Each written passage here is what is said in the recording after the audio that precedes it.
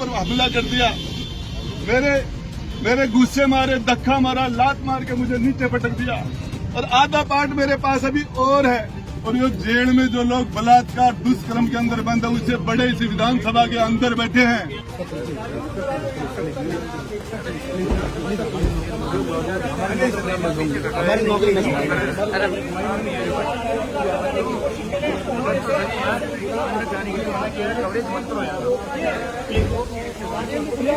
विधानसभा में और पता लगा कर मार्च खड़े हो गए, यहाँ पर यहाँ नहीं जाने दिया जा उनको अंदर।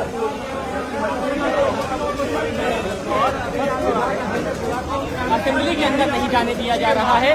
राजेंद्र गुड़ा असेंबली में जाना चाहते हैं, लेकिन असेंबली के अंदर वो इसलिए नहीं जा पा रहे हैं क्योंकि कुछ देर पहले वो लाल डायरी लेकर आए और लाल डायरी विधानसभा में लड़ाई। आप देखिए, मेरे पास वो डायरी थी, मैं इसके ऊपर बोलना चाह रहा था। मेरे ऊपर चार्ज लगाए गए कि मैं बीजेपी से मिला हुआ हूँ।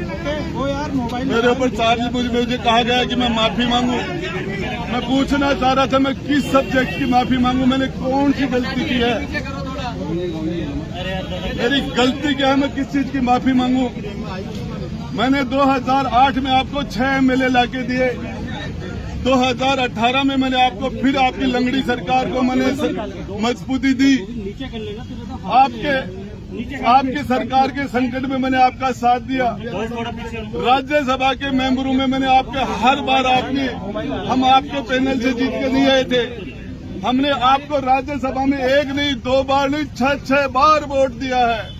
हमने पिछले कार्यकाल में इनको वोट दिया, इस कार्यकाल में वोट दिया। दुष्कर्म करने वाले लोगों में इनमें कोई फर्क नहीं है, इनके पास सत्ता है इसलिए वो दुष्कर्म कर जाते हैं, दूसरे लोग पकड़े जाते हैं। राजेंद्र गुड्डा का भी नार्को टेस्ट कराओ। राजेंद्र जी, अब हमने देखा आपको अंदर जो सुरक्षा कर्मी है वो जाने नहीं दे रहे विधानसभा के भीतर, तो अब आप जा नहीं पाएंगे। अब आपका क्या अगला कदम है?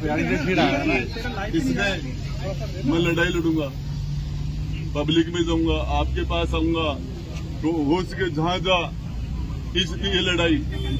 मुझे कहा गया कि तुम माफी मांग ले। मैंने कहा किसने क्या कहा आपको माफी मांगने को? मुझे रंधावा तो आपके चैनल के थ्रू कह रहे माफी मांग ले, बाकी on the record of the record सारे लोग कह रहे माफी मांग ले। क्या गलती की है मैंने?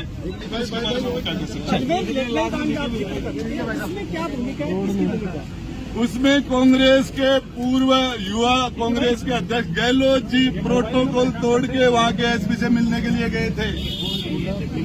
कपड़ा मंत्री एक एसपी से मिल रहा था, फिर वो उस एसपी को बार बार सम्मानित करने पर 7 बार लगातार फील्ड की पोस्टिंगें दी गई थी। किस किस को बचाया, ये सारा इनका नार्को टेस्ट कराया जाए, मेरा मीडिया के थ्रू मांग है। और ये जेल में जो लोग बलात्कार दुष्कर्म के अंदर बंद है, उससे बड़े इस विधानसभा के अंदर बैठे हैं। ये सबसे बड़ा अपराधियों का गढ़ है, लेकिन इनके सामने इनके चारों तरफ सरकार सत्ता का और फोर्स का और ताकत का इनके चारों तरफ घेरा, उसमें सारे पाप व्यापार वालों के द्वारा ये करते हैं। अरे इनकम टैक्स वालों ने, ईडी वालों ने सीज कर लिया था, उसके बीच में से निकाले थे। सीजर तोड़ा आपने? सीजर तोड़ा जब तोड़ के सरकार को बचाने के लिए छापेमारी हुई थी उनके धर्मेंद्र राठौर के घर, उस टाइम आप लेके आए? कुछ टाइम लेके डायरी लेके गुजर करा दीजिए आप। डायरी ये डायरी दिखा दो बाद में पकड़ के, डायरी सामने दिखा दीजिए, खोल के भी दिखा दे, खोल के दिखा देते थोड़ी सी। वो अंदर उनको पूछो, आई गई तो खोल दो। वो जो ला रहे हैं ये दूसरा पार्ट है, जैसे खोलूंगा जारी के। आप सब इस मामले में सचिन पायलट से आपकी बात हुई क्या? उन्होंने आपकी कोई मदद करने की कोशिश की या? राजेंद्र गुड्डा को किसी की मदद की जरूरत नहीं है। राजस्थान की जनता जो आदमी जेल जाने के लिए तैयार है, गोली खाने के लिए तैयार है, जिंदगी तक जब तक आखिरी दम तक राजस्थान की बहन बेटियों के लिए लड़ाई लड़ूंगा। अब आपको लगता है कि क्या आपकी जान को खतरा है? आपको गिरफ्तार कर लेगी पुलिस? इसीलिए छीन लिया, इसीलिए पटका, इसीलिए मारा, मेरे ऊपर हमला कर दिया। मेरे गुस्से मारे, धक्का मारा, लात मार के मुझे नीचे पटक दिया। और फिर मुझे मार्शलों ने नहीं, मुझे कांग्रेस के लोगों ने, कांग्रेस के मंत्रियों ने मुझे घसीट के बाहर निकाला। मार्शल तो आए ही नहीं थे तब तक। और उसके बाद मैं तो सिर्फ यही बात कहना चाह रहा था, हमने अशोक गहलोत जी का चेहरा देख के इनको समर्थन किया था। इन्होंने इनकी रिक्वेस्ट पर इनके शामिल हुए थे। गहलोत साहब वो डायरी का आधा पार्ट आपने आपके विधानसभा में गुंडागर्दी करके मेरे से छीन लिया और आधा पार्ट मेरे पास अभी और है। इस पार्ट के अंदर आपके सारे काले कारनामे जो लोगों ने आपने विधायकों को खरीदा, किस किस एमएलए को राज्यसभा में आपने निर्दलीयों को क्या क्या दिया, किस किस को प्रलोभन दिया, क्रिकेट के चुनाव में आपने क्या क्या काले कारनामे किए पैसे दे दे के, वो सारी चीजें अभी खुलासा मैं आगे भी करूंगा। मेरी डायरी इनसे मेरे से अमीन खान ने, रफीक ने, उनके साथ दुष्कर्म की घटनाएं बढ़ रही है और हमारे प्रदेश का, हमारी सरकार के टाइम में हमें अपने गिरेबान पे जाना चाहिए। उसके बाद में मुझे नोटिस नहीं दिया, मेरे से किसी ने बात नहीं की और मुझे सीधा बर्खास्त कर दिया गया। सत्र चल रहा था, मैं हमारे अध्यक्ष माननीय अध्यक्ष के पास गया और मैं मेरे विधायक के रूप में मैं पूछना चाह रहा था कि मैं मंत्री नहीं हूं, मैं बैठूं कहाँ, मेरे बैठने की व्यवस्था नहीं है।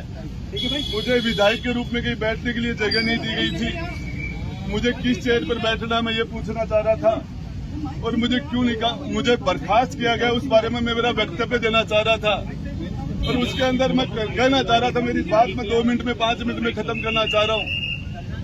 अध्यक्ष जी ने मुझे बोलने की इजाजत नहीं दी।